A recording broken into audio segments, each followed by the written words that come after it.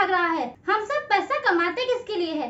अपने लिए और अपनों के लिए। डॉक्टर बनने के लिए आपको स्टडी कराई जाती है, इंजीनियर बनने के लिए भी कोर्स अवेलेबल है, मगर पैसा किस तरह कमाया जाए इसके लिए तो कोई कोर्स अवेलेबल है ही नहीं।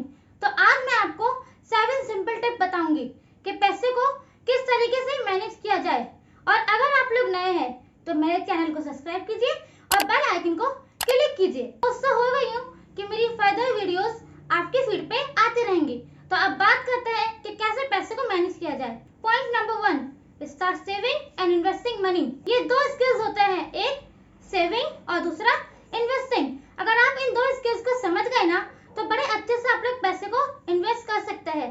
पॉइंट नंबर 2, ये उन लोगों के लिए है जो सोशल मीडिया पे पैसा कमा रहे हैं और इंटरनेट के जरिए भी अपना काम कर रहे हैं।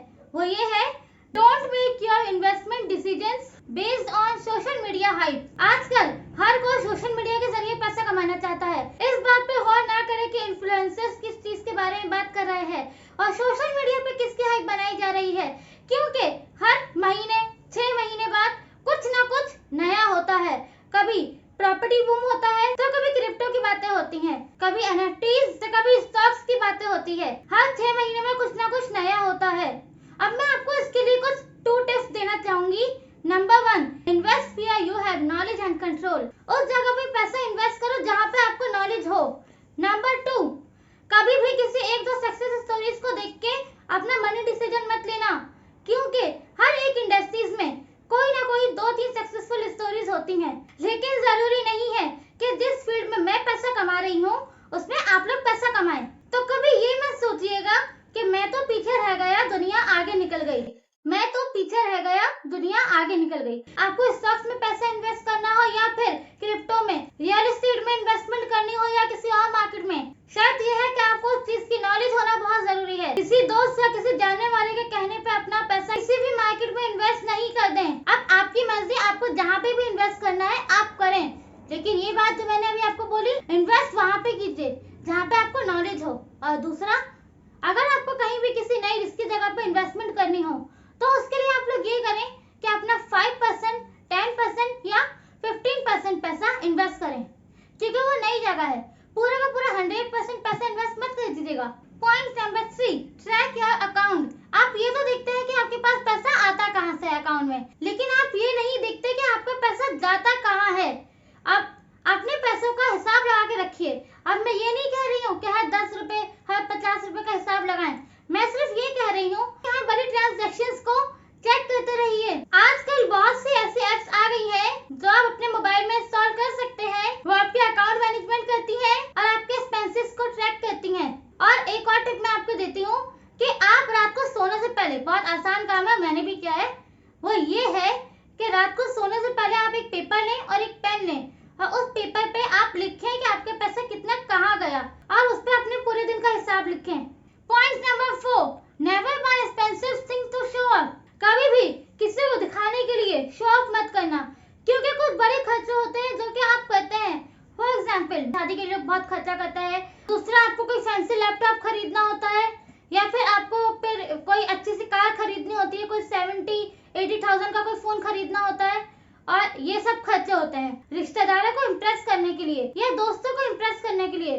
जरूरी नहीं है कि उसके पास ये वाला फोन है तो मैं भी यही फोन लूंगी, उसके पास ऐसी कार है तो मैं भी वही कार लूंगा। आप जो अफोर्ड कर सकते हैं आप वो लें।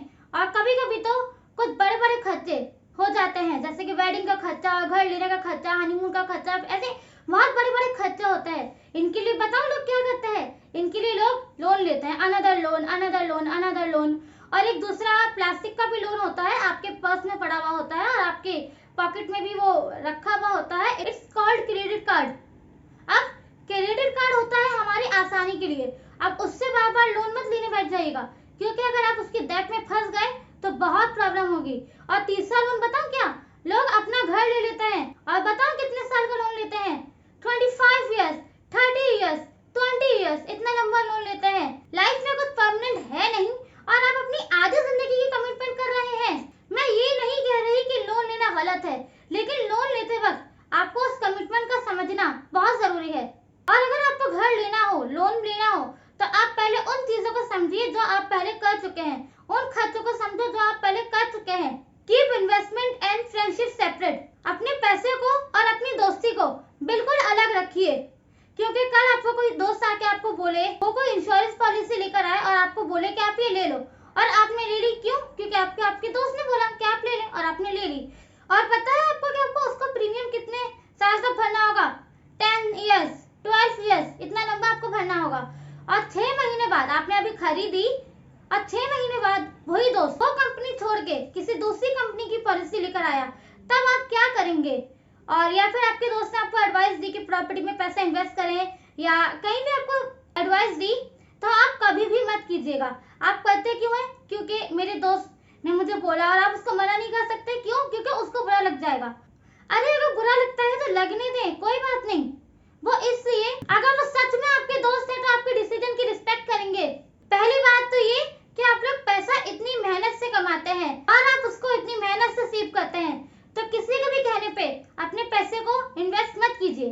पॉइंट नंबर 6, आपकी इनकम हर साल बढ़ते रहनी चाहिए।